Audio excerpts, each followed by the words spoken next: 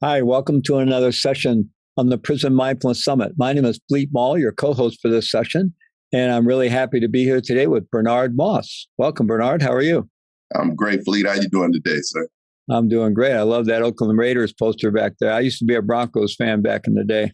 Oh, I might have to say boo. Yeah, I know. We had our thing with the Raiders. Yes, indeed. Healthy rivalries are good. All right. So I'm going to share your bio with our audience so they get to know you a little bit, and then we'll jump right into the conversation. Sound good? Yes, sir. All right. So Bernard Moss is a GRIP, or Guiding Rage into Power facilitator, a peacemaker, an expert in violence prevention, mindfulness, and emotional intelligence. He currently resides in Pittsburgh, California.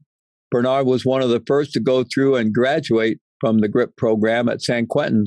After he graduated, he went on to facilitate 3 GRIP groups in San Quentin, I guess. And he was granted parole after 28 years and currently facilitates GRIP at, how do you pronounce that? Dual or Dual?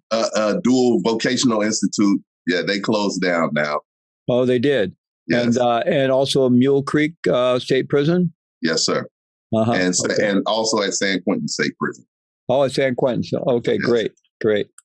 I'm sure we'll get into all that in our conversation today. Okay. All right. So, Bernard, we're certainly going to talk about your work as a GRIP facilitator now that you're out and since you've been out, and also about your experience of going through the GRIP program at San Quentin. But first, I wonder if you could tell us a little bit about sort of who you were and the world you came from before you ended up at St. Quentin with a sentence, I believe it was 7 years to life for attempted murder. So tell us a little bit about your background, the world you came from. Okay, well, I was born in Augusta, Georgia in 1965. At 3 years old, my father was in the military. So we transferred from Georgia to Pittsburgh, California. And that's basically where I was raised. Started out in the projects of West Pittsburgh, and then we moved to more eastbound to Pittsburgh in the middle of the city.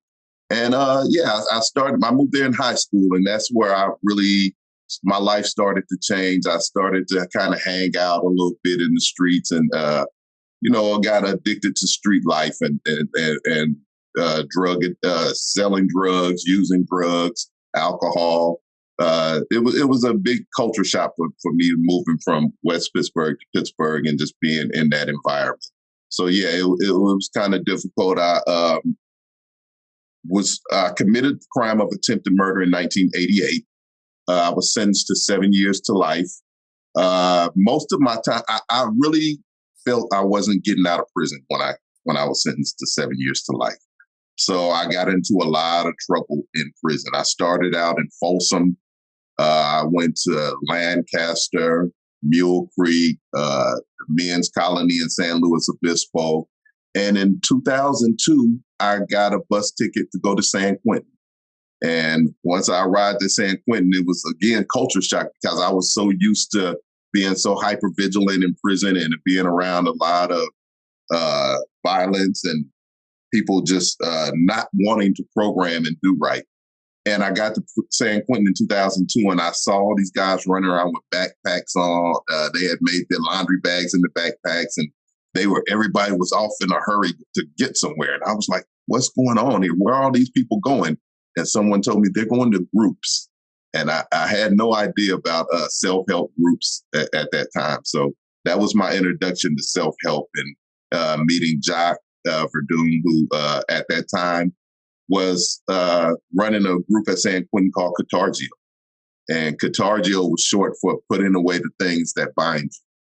So I got involved with Catargio, and I didn't buy in. I wasn't one of the people who really thought that this stuff worked, right? The mindfulness and I just was like, this is all baloney, this bull, and that was my belief. So, but Jacques never gave up on me. He always stuck with me and always told me I had a place in his class, and I was still getting into a lot of trouble in prison. I was in and out of ADSEG, and, GRIP started a few years later. I got there in 2002. I think 2011, GRIP started. And I was chosen to be a part of that GRIP program. And it's like life changing for me. A lot of people, it was a place where I felt safe to share my trauma and I shared the things that I had been through in my life. And yeah, it was a good change for me. And I just jumped in feet first and decided that it was time to change. So. Well, before we go further into the GRIP process and the changes you went through, I want to really help our audience understand, your background. Yes. So, and the change in beliefs, the change in mindset. Right. So once you got involved in the street life and selling drugs and doing drugs and so forth, and it became completely normal for you to carry a weapon, right? Yes. And the fact that I understand that you had been shot at and you'd probably been involved in other types of gun violence, and in this case, you shot somebody who, I don't know whether it was a drug deal went bad or just some kind of being disrespected, but it was kind of like you were almost living in the Wild West where that's just the way people did things. And right. It wasn't like you were deciding to, I'm going to go do this bad thing. It was just kind of, that's the world and the mindset you're in. Can you talk a little bit about being in that belief and mindset so we can really understand the transformation from that mindset to the mindset that you developed within the GRIP program?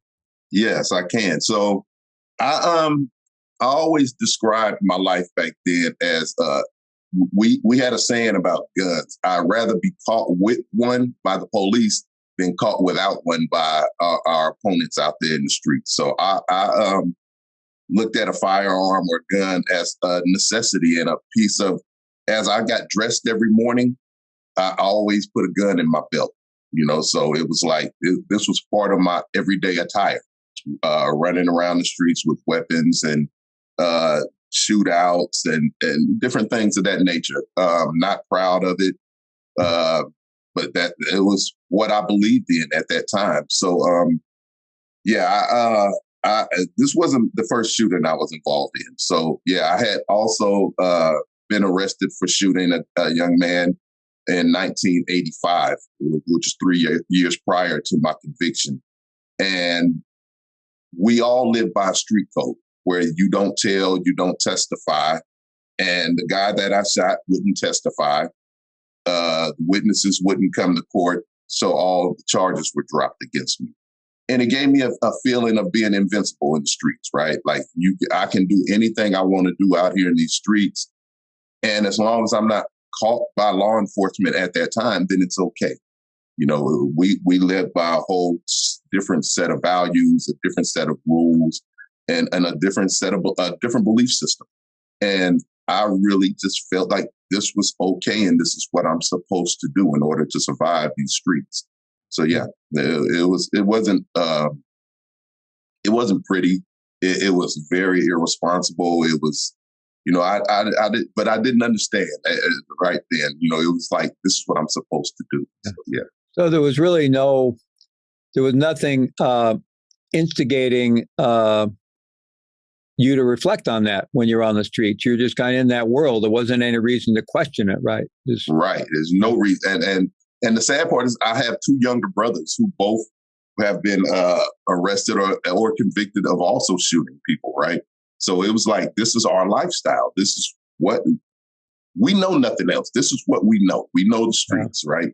And so when you know the streets, you try to maneuver through those streets the best way you know how and as safe as you can without someone else taking your life, without you getting hurt out there. So yeah, and I did it to the best of my ability. So then when you did end up going to prison, and you went to a number of facilities, but really to kind of help our audience understand, what people face when they end up in prison, and especially when they come from the streets. Right. And that same street culture is inside the prisons, right? Right. Sometimes even the same gangs and different things, but it's that culture. So, and it was quite a while before you got involved in any kind of effort to turn your life around, right? So what was that like, what was, to fit in and just survive in prison before you had the opportunity to even think about changing? What were those years like in prison? It was tough. So when I went to, I got to the reception center at San Quentin in 1991, I want to say, and it was the biggest, it's the most afraid I've ever been in my life. I'll put it to you that way. Mm-hmm. I walked into a building at San Quentin with a life sentence, not knowing anyone, right? And this is where you go to decide where you're going to start your prison sentence. So they classify you there, and then they put you on a bus within 90 days and they send you off somewhere else. I was scared. I walked in, I didn't know anybody. I was on the first tier and I looked up and it was 5 tiers high. And I'm like, wow, what am I going to do? Right. I really done got myself into a situation here. And I knew that there were men inside that prison who were also there for either taking lives or attempting to take lives. And a lot of them still had that mindset, right? So it's like, okay, I'm here now without a gun. So I have to man up, right? And that was my mindset. It's time to man up, right? So I went in and I decided to be the best convict or the best criminal that I can be. And I just started learning the ropes from the OGs and guys who had been doing the time since the 60s and 70s. And they just taught me the way. And I learned how to support myself in prison by making prison wine. I sold drugs in prison. I did anything that I can do to survive because I had given up and I felt like this is where I'm going to die. This is where I'm going to spend the rest of my life. So I need to be as comfortable as possible, and I need to be respected, right? So I did whatever I needed to do to be respected, to be amongst my peers, and what we call cars. And what a car is like the group of individuals that you associate and hang out with. And it can be a gang, or it could be people from your city or your neighborhood or whatever the case may be, right? And I just felt like I need to be a leader within this cohort of fellow prisoners. And that's what I did. I went in and I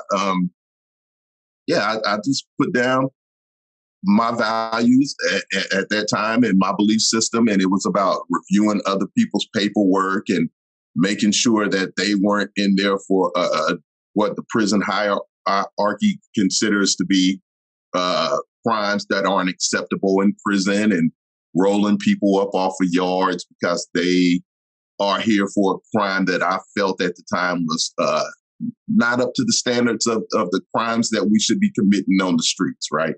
So, when you have people with sex offenses or offenses against children, and within that hierarchy, we felt like those kinds of people shouldn't be here on the main line with us. So we would roll up people and by rolling up means whether by force or by, violence, force, whatever you needed to do to get that person off of the yard, right? And into a different, where they would be, and some people got hurt along the way. And some people, just was like, okay, I'm going to go tell the people I can't be here. And I'm going to roll up my stuff and I'm going to leave. But then you run into resistance. You run into people who feel like, I'm just doing my time and I'm not going nowhere. So when you tell a person they have to leave the yard and they don't go, then you have to do it by force and you have to remove them by force. So, yeah, I was a part of all that senseless behavior when I went to prison. And again, that's kind of the not to justify it in any way, but that's just the world you were in, right? And you thought that was going to be your life from then on in, right? So you got to have some people to hang with. You got to keep yourself safe. You got to, take care of yourself, right? Right. So, and it's, and can I say this, Philippe? Please. Yeah, the belief system is, and my belief system was, I had to do this to be accepted by my older homeboys and the people who taught me how to do time, right? And there was like, I felt a sense of failure if I didn't participate in this kind of activities. And, people who we felt shouldn't be here were here on the line with me, on the same yard with me. How would they look at me if I didn't handle this, right? So in order to be accepted, I did anything that I could do to be accepted by those people. Yeah, and I mean that's generally what we do as human beings. Any social structure we find ourselves in, we try to do what we need to do to survive, and and to be okay and be accepted and so forth. So when did things begin to shift for you? I mean, you talked about finding your way into that Jacques Verdun's first program, what was called Casargio or something like that. Catargio, yeah, Yeah, but well, how did you even get interested in that, or what? When did things actually begin to shift? When did you start having any kind of different thoughts going through your head? Let's see. Well, when I got to San Quentin, they put me in the cell with a guy. He was an older gentleman. He was my mother's age, and his name was Watani. And Watani was a part of Jacques' class, the Catargio class. And he could see that there was a lot of work that I needed to do. And he just came to the cell one day and said, "Hey, we got an opening in class. Would you like to join?" And I was like, "Well, I'm not doing anything else, right? So I might as well go see what everybody else is doing, right?" So I went to the class, to Jacques Catargio group, and I was there for at least 7 years, right? So 7, 8 years in Catargio, if not longer. And it was just, I didn't understand at first, right? Guys were opening up and talking about their life and talking about their past traumas. And, and I was just there. I wasn't really serious about changing my life. I was just showing up to have something to do. It kept me from being locked in my cell at 4 o'clock during count time. I would be out of the cell. And I kept getting in trouble. I was still selling drugs. I was still drinking. I was still doing a lot of things that I shouldn't be doing. But one of the things about that was the compassion that was shown to me. Even when I went to the hole, they always saved my space in the group for me. So they never filled my slot with someone else. When I came out of the hole, as long as I didn't get transferred out of that prison, I always had a spot available. So Jock would just take me back with open arms, and they met me where I was at, right? We're going to meet you where you are, and you can make that change when you're ready to make it. And I think my change came in 2009. Myself and my younger brother were in ADSEG together. And my brother got validated as a gang member and sent to the indeterminate shoe program at Pelican Bay State Prison. Okay. And I kept telling myself, if I get out of this one, I'm done, right? And I went to my disciplinary hearing, and the lieutenants found me not guilty. And it was like, I was in shock. I was found not guilty of the offenses. And I always was a person who stayed true to my word. If I said I was going to do something, I did it. So I kept saying, if I get out of this, I'm going to change. And that's what I did. So in 2009, I started kind of really paying attention to what was going on in these groups that I was attending, and not just being there physically. I started being there mentally and spiritually also, and really paying attention and listening to what was going on. And when GRIP started in 2011, I was lucky enough to be selected into that process. And GRIP was about being a peacemaker. And I just went through the process, and I signed my pledge as a peacemaker. And as of that day, I've never been involved in violence. I don't believe in violence. I don't believe in hurting anyone. And any situation that I can find where I can find space to make peace, I do that. Right. So, yeah, it was a big change for me, and it was a blessing. Wow. Well, it sounds like even through the years where you were in the Casargio program, and you were, kind of in, but not completely in, and hadn't bought in completely, still involved in the life in prison, and still getting in trouble. But nonetheless, there was this new community in which you were finding acceptance. Right. And probably there were even some people that had been in that community longer than you were, there to mentor you. And, there's some parallel between, if we can see what helps people change is, we all have a lot of needs as human beings. And so that need for acceptance is really strong, the need for a community, the need for, understanding, okay, how do I make my life work here? And so over time, you're in this new community that just meeting you where you are, accepts you as you are, always holds a place for you, even when you went to ADSEG or the hole and came back. And yet, over time, you're learning a new way to make your life work. Yes. Exactly. Yeah. Yeah, and I think that's so important for people incarcerated. And I try to do same thing now that I facilitate inside prison, right? I always try to make space for a person to be safe and feel safe. And always, if they have to leave for something, I always leave that space open for them to come back. And although they may not graduate and complete that support system is still there for them, right? So yeah, and it was so it meant so much during my process, right? That I want to make that available for people who are going through our program also. Yeah, and just as an aside, I think a lot of people, some people in our audience that maybe aren't from California or the Bay Area, but have heard of San Quentin. It's a pretty infamous prison. And it's where death row is, and or at least one of the death rows in California. I don't know if they have more than one, but it's actually a very program-centric facility, as you were saying. And I've heard it sometimes there's like over 1,000 volunteers that go in there doing programs because it's right there in the Bay Area, surrounded by, San Francisco and Marin County and, the East Bay and all that. So there's all these people there to bring in programs. So it's kind of an odd mixture of being this old, hardline prison, maximum security prison, right there in the middle of all these resources. Right. Yeah. And I think that's the blessing about San Quentin, where it's located, right? And so you got Marin right there, you got Oakland, San Francisco, you got every city basically around San Quentin. So the volunteers who do come into that prison are so important to the transformation of people inside of that prison, right? Because I don't think I would have ever made that transformation without people coming in, volunteering, and making groups available. And, I've been through restorative justice groups. I've been through emotional intelligence. Without all of these tools that they're making available to us at San Quentin, there wouldn't be room for people to make transformation, right? Because what's there is the prison culture. And when you're in Rome, you do as the Romans do, right?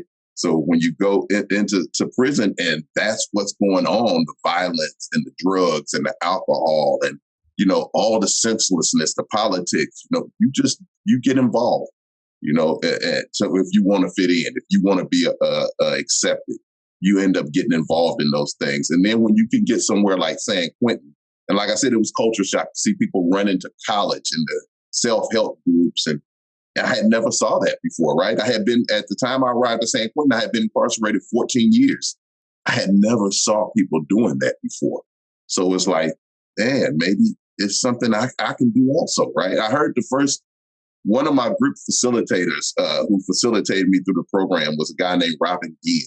And I watched him in another group when he stood up to speak.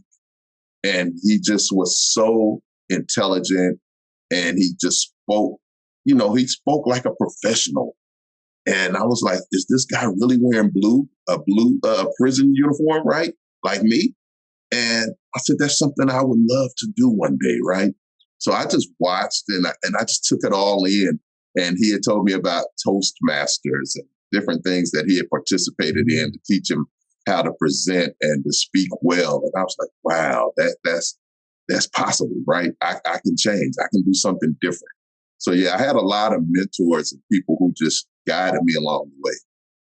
Well, what you're talking about is just so important. And, for all the people, our audience, I think, are mostly people really interested in work. And a lot of the people who are doing this work, and, and this is what inspires us. But this is what really makes it work, what you're talking about, because absent people coming in and offering a different culture, a different way of being, a different possibility. I remember doing my time, the weekly 12-step group that I went to, that I was always a leader in, the people that came in from the outside, we had wonderful NA and AA sponsors, and, they just treated you like another human being.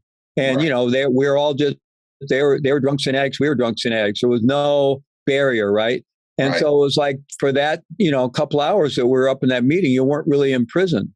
You weren't right. in that culture, right? There was another possibility, and had some other opportunities like that. But there's a really strong convict culture in the prison.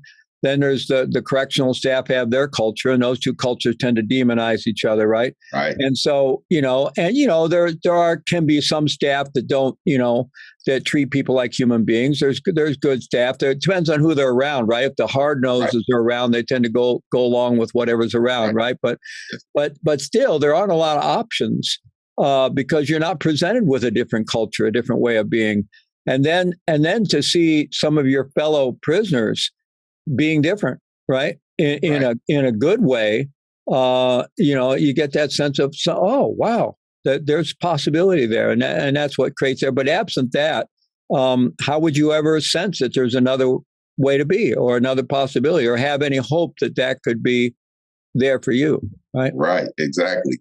And I think that type of support and just being around that is so important, because I used to sit up and watch guys walk away from a fight, right?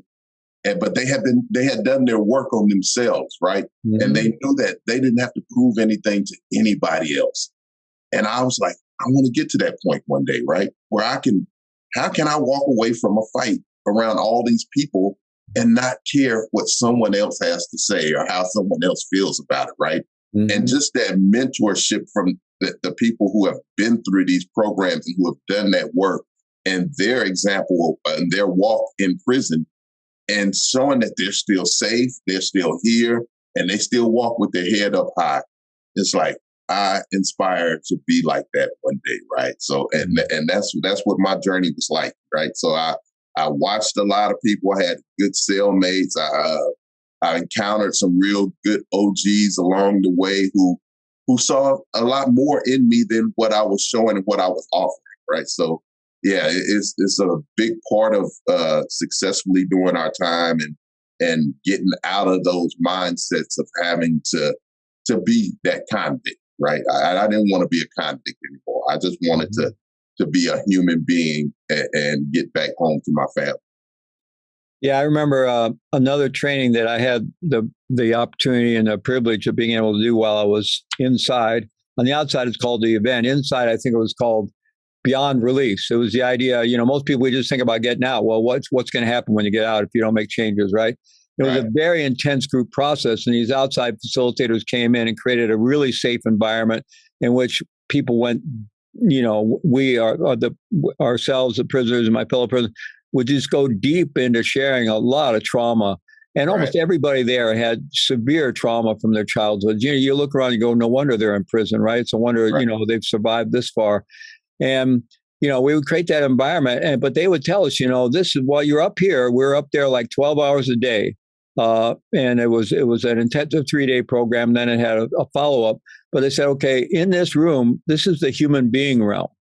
Right. Now you go back out there, or you got put your thing back on, go out there and survive in that world. Then you come back here tomorrow, you'll be in the human being realm again, and we can do some real work. But it's about being a human being in here, right? Right. And I love that you said that.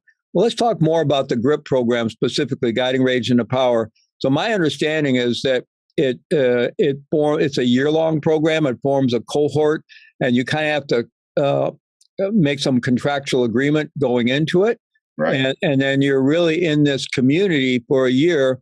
Now, I know the content, it's been described as a mindfulness-based emotional intelligence curriculum, but it seems like a really powerful part of it is the community itself. Anyway, tell us a little bit about your first journey through GRIP when you went through the first time as a participant. Okay, so like I said, I went through GRIP in 2011. That was the very first year GRIP was offered at San Quentin, and it was basically in its developmental stages. They had just put the curriculum together, and we were learning together, right? But it's basically at that time it was a 52-week model where you attended for 2 hours once a week for 52 weeks, a year-long program.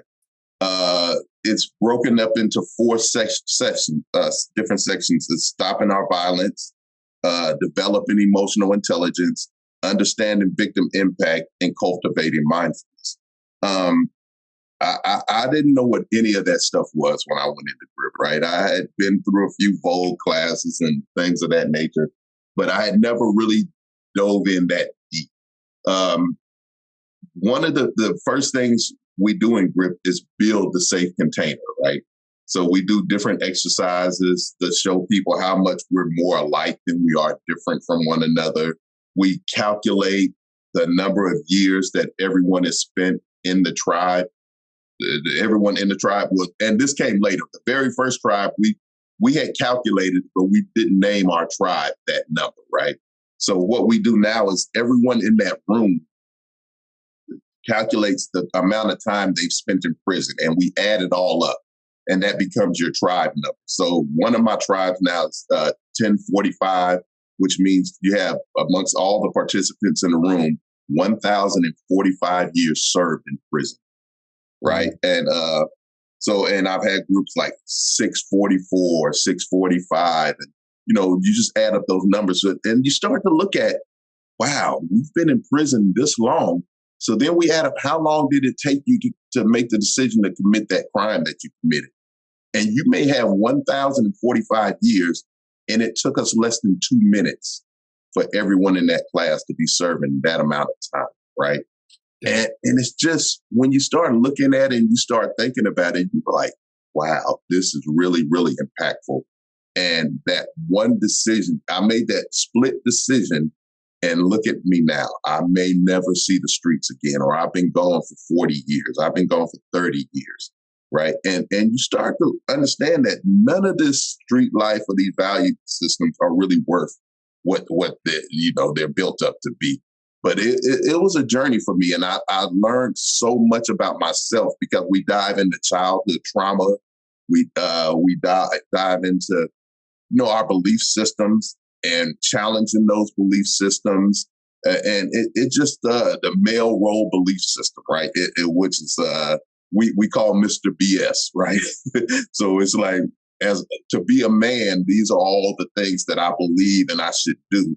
And then you have to question that. Is that true? Or do you really have to do that to be a man? Or do you just do that because that's how you taught and that's what you believe? And you've never known another way to solve a problem or to get past something. And once you start challenging those things, you start to realize that, hey, I can be human differently. I can find another way to live my life and to do things. So that first year in GRIP to me was so impactful at the end. And then we sign a pledge at the end, right? So we sign the pledge. Well, we get the pledge in the beginning to learn it. And you go through the pledges and you start studying and learning. And one of the pledges that I loved was learn to understand rather than be understood. See, my thing was always understand me. But once I started taking a step back to understand other people, it brought about some empathy, right? So that's one of the pledges that really stick with me throughout my life, right? But just going through that and learning it, and then being invited to come back, it was powerful. But it's that circle, that process of being in the circle, building that strong bond among that circle, and building that place to feel safe to share what's been going on in my life and what I've been through, and the challenges that I've encountered, and how do I get that? Because for a while, I never knew there was a way to get past those traumas and that, right? But just opening up and talking about them and processing those things is so powerful. It just helped me to become a different, well, I don't even want to say to become my true authentic self.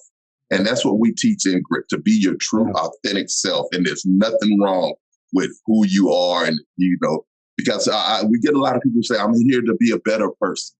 And we try to, you can't, we don't teach you to be a better person, but we can teach you and show you how to get back to being your true authentic self, and not having to be that person who has to impress everybody else or live for other people. I can live from inside out, right? Instead of outside and looking, so yeah, it's a powerful experience. I know one of the unique features of the GRIP program is actually within the group, within the safety of that container, acknowledging crimes that have been committed, acknowledging harm that we've done, right? Right. And, for many people who do prison work, they've probably heard, you don't ever ask anybody what their crime was. You don't need to know that. They just come to the group, you accept them. And, that makes sense for a lot of groups because there isn't enough of a container with some, weekly classes and this, that is maybe, there's just not that safety to ask people to, talk about what they've done. And, but I think that's a powerful part of GRIP and that you are able to create that safe container in which men can go because, there's a lot of, a lot of us when we're in prison, we still want to hold on to some story about either we're innocent or it wasn't our fault or somehow we got some story about it, right? We haven't gotten to the place of saying, I've even often heard, our fellow prisoners, even in some films we've done, they'll talk about, the crime they're convicted of, almost in the third person. We don't say I did this. We say, well, that was my thing, or that was what, And so it seems like that's a lot of vulnerability and it requires a lot of safety to invite people to move into that kind of acknowledgement. But it also seems like they could really be the beginning place for a lot of deep transformation. Yeah, and it is because I think along our journey in prison, and I'll speak for myself, I lived in prison with a lot of shame, right? Mm-hmm. And a lot of people ask me, why did you have shame? I said, because I shot a man because I believed he owed me $500. And I was willing to take someone's life behind $500, right? Mm-hmm. And there's a lot of shame in that, right? Because life is so valuable and you can't put a price on someone's life, right? And for me, for a long time, I was proud that I shot someone who owed me money. But after I was able to sit back and start thinking about it, there was a lot of shame involved in that. And carrying that shame, it can hold so many people back, right?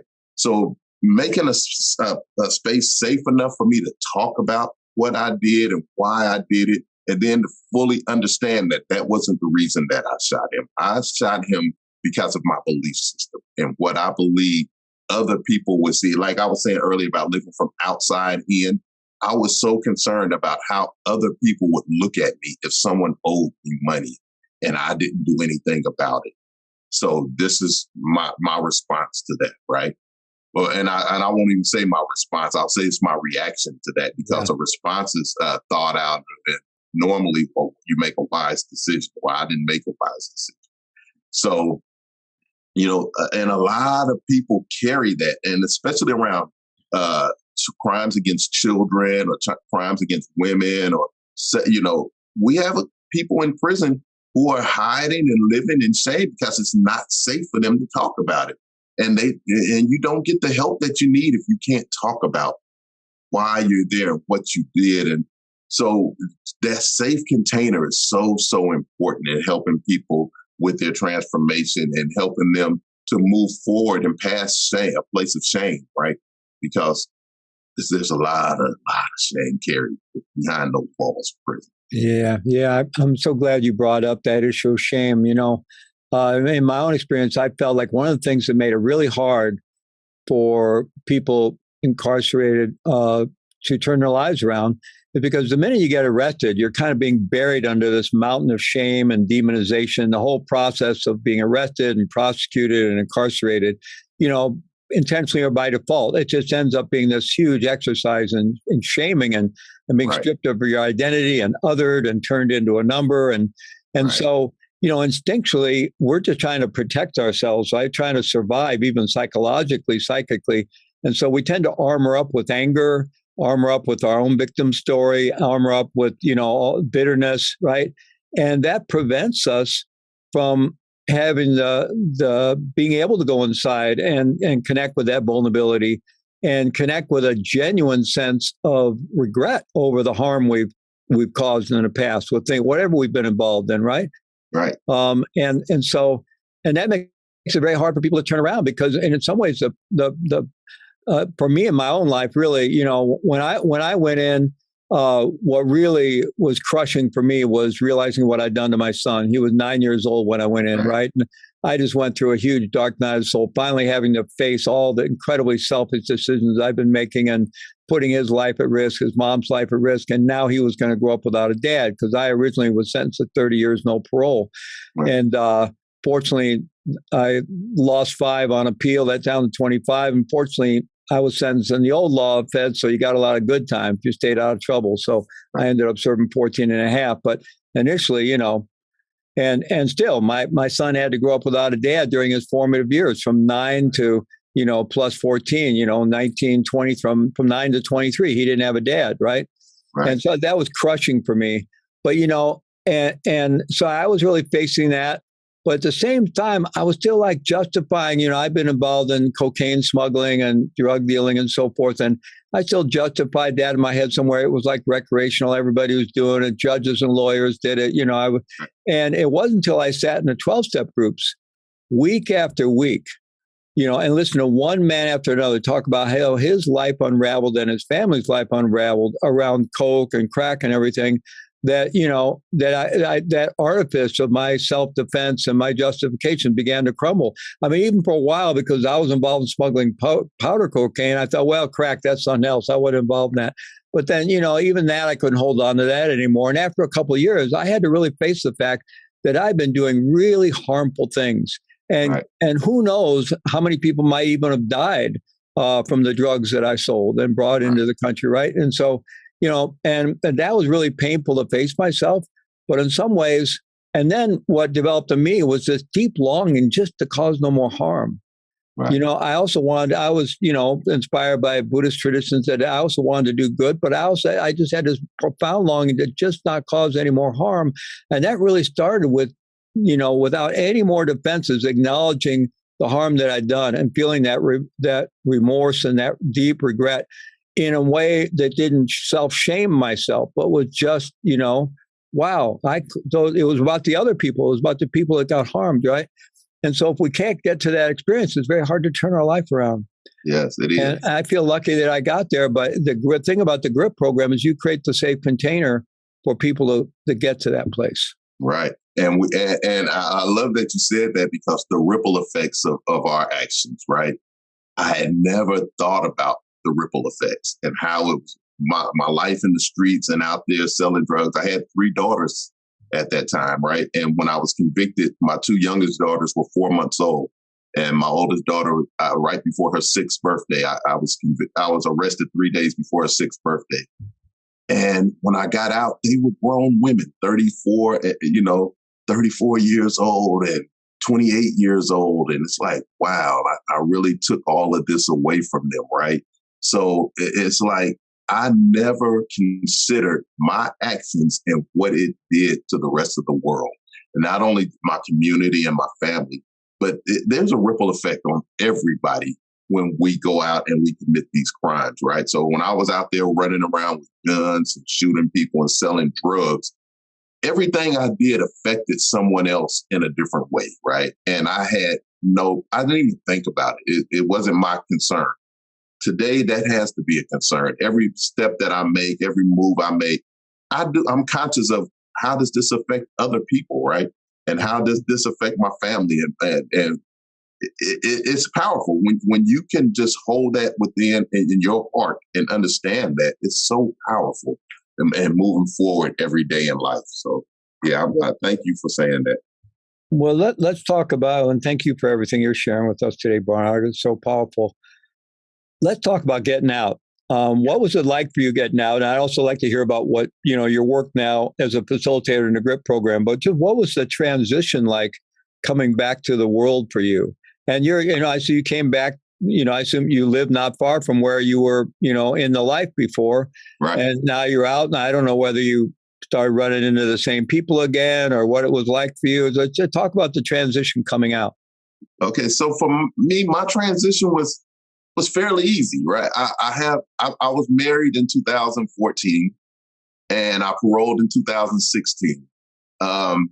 My wife has been amazing. She was there for me. She's been there every step of the way to help me technology wise. I had no idea how to use a computer when I came home, how to answer an email, how to any of that. None of that stuff was around in 1988. So for me, just coming out and her assistance and help, and my family, my mother and my daughters, and just my wife's children, all my kids, they're all wonderful, right? And they all assist me and help me stay on the right track. And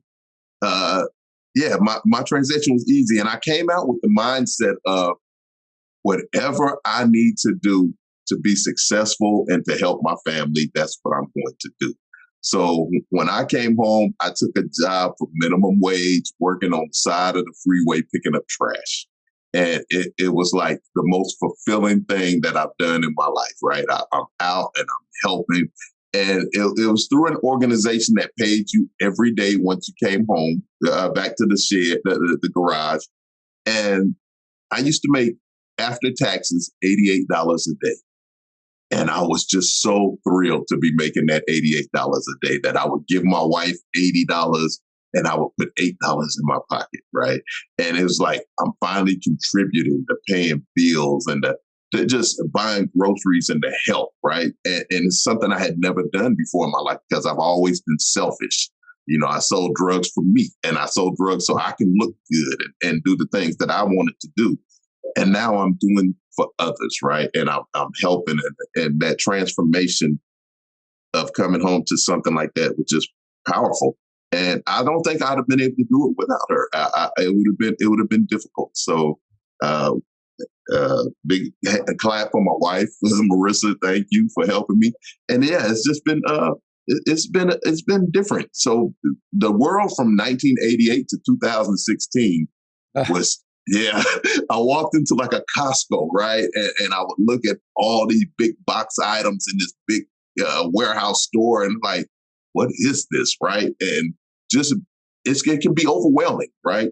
And without that support and someone there to help you just adapt to those things, it's a lot. And I was able to have someone there to hold my hand to help me get through that stuff and not be so overwhelmed with what's going on in society. And learning how to pump gas again and use a debit card to pump your gas and not going to the clerk to pay your money. All that was just a culture shock and a change to me. So, yeah, my transition back into society has been adventurous. It's been fun, but I've enjoyed every step of it, right? And like I say, I say my worst day out here in society is better than my best day inside prison. Mm-hmm. So, yeah, I'm willing to take on any and everything that comes my way. Well, it sounds like you were really fortunate to have great support systems in place. But, that's also a reflection of the change in you. That's a reflection of your mindset. Yes. Because unfortunately, a lot of us, when we get out of prison, if we haven't been through that transformation, we kind of come out almost with a feeling of entitlement, like the world owes us something, right? Yeah. And we can have the mindset that doesn't invite people to want to support us, right? Right. So I'm sure part of, your marriage and reuniting with your family and the welcome you've received and the support you received is really about who you're being today, that you are being Bernard's true, authentic self, and instead of that thing that you had created early on to survive and be accepted and so forth. Yes, true. And it also helped me with the understanding of being away from my children for 28 years, right? There's going to be some animosity and there's going to be some feelings and feeling some anger and bad. So I was prepared for that, right? And I was prepared to accept that and to work through it. And, hey, it's okay to be upset with me and it's okay to be mad with me because I left you, right? And for so many years, I always thought like people out there weren't dealing, but I had to come to understand I left society. I made a conscious decision to commit a crime, to be taken away from society. And people aren't obligated to be there for me, right? So I had to really come to understand that it's okay that I was the one who made that decision. I was the one who left, and people are going to be upset with me now that I come home, and I need to be open to working through those situations and trying to get things back on track. So it'll really be wow. Well, understanding all that, not only how to turn your life around inside, but also, what it takes to really transition out and to really own the impact we've had on people and be willing to, listen to their pain and their anger and work through that. I'm sure makes you a fabulous mentor for the men you work with today. So tell us just a little bit. We're about near the end of our time here, but tell us just a little bit about the work you do for GRIP now. Okay, so today I'm senior facilitator at the GRIP Training Institute. I facilitate at San Quentin, Mule Creek, and where am I? So those are my main two prisons right now. I'm also in the getting ready to start at Corcoran, start a program there called A Breath of Freedom, which GRIP offers. And it's a 4-month pilot program to where we introduce people to mindfulness. So I'm part of that. And we're also, we have a women's initiative, and we're trying to get into Chowchilla to do the same work with the women there at Chowchilla. It's my work is very fulfilling. I get to go in and put together to try the same process that I went to get in GRIP. We take people through that process of selecting tribes and naming our tribes. And I get to facilitate and give the information. I always tell being a facilitator is like being a coach, right? You make the information available for people, and you show them how to internalize this information and then to do this work. And then it's in their hands, right? I can't play the game, but I can sit on the sideline and I can watch. So I'm able to be able to do that, and it's really, really powerful. I've built some great relationships throughout the years. I've learned, and one of my biggest things was judging people, right? And I get to do this work free of judgment of any and everyone, right? Everyone is welcome in my tribe, right? And we just select some who we feel are the best fit for this tribe and get that process going. And I won't say we do two separate processes of the GRIP program. So we have a weekly process where we meet for 2 hours once a week for 52 weeks. And then we have a 13-month process where we meet once a month for 8 hours. And that's one of the things we do at Mule Creek. So I'm able to do the 8-hour classes, which are really, really powerful because you really get that bonding time in circle for 8 hours in the day. And then we have small groups ran by our inside facilitators throughout that month. And then we come back that following month and we process everything we've learned. And it's fulfilling. And I really enjoy this work. What's it like for you to go back into those same facilities where you did your time as a free person, be able to walk in and walk out? It's nice. I had a little.